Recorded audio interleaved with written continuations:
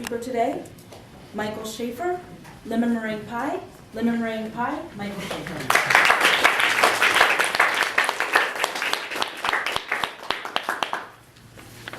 Kindergarten was great for me. My teacher liked me. I liked recess. And at 5 years old, I had gotten Sharon Samuels to kiss me behind the washing machine.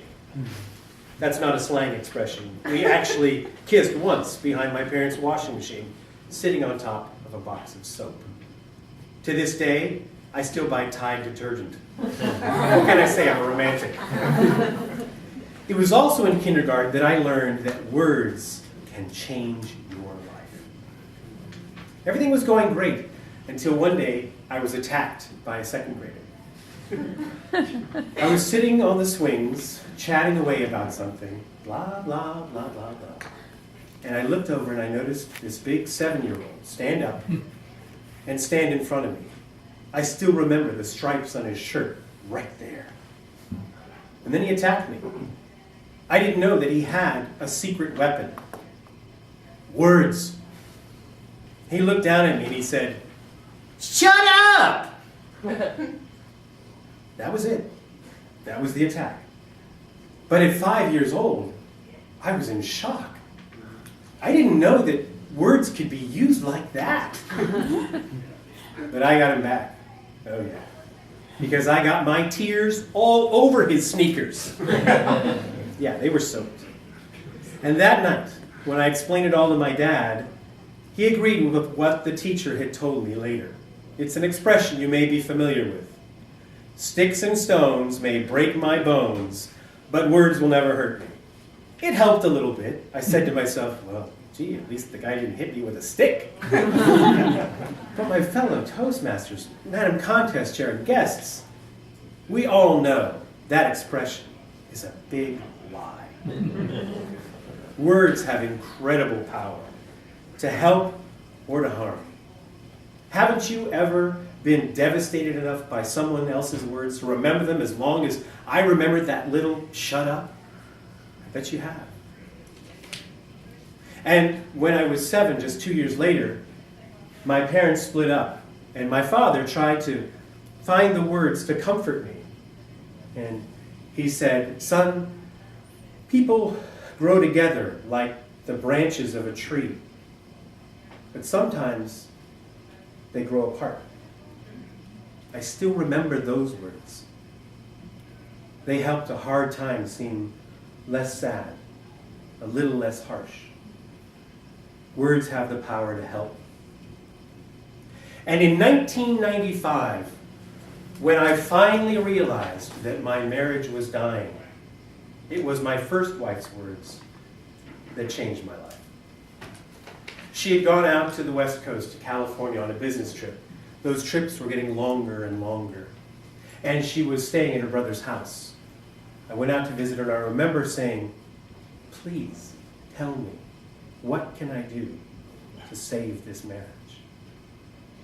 And after a long pause, she just said, "I have to go." And right then it felt like my wedding ring fell right off my hand and rolled across the floor. In just a few words, I had gone from a we into back to just me. And I wanted to kill myself. It was my dad's words that saved my life.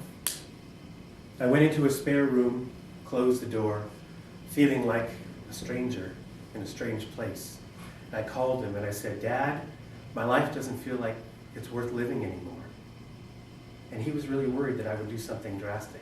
So he said, "Son, you've got to try to compartmentalize your grieving into a few hours a week. Really let it out then, but the rest of the time just put on your game face and get on with life." And then he told me his lemon meringue pie theory of relationships. He said there was a woman who baked her husband a lemon meringue pie, and he tried a bite of it and he said, "It's okay."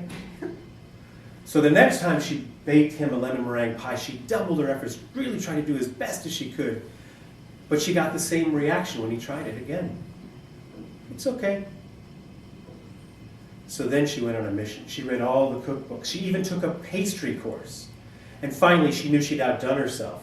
And she presented him a piece of perfect lemon meringue pie. The filling was golden yellow. The meringue was 5 inches high.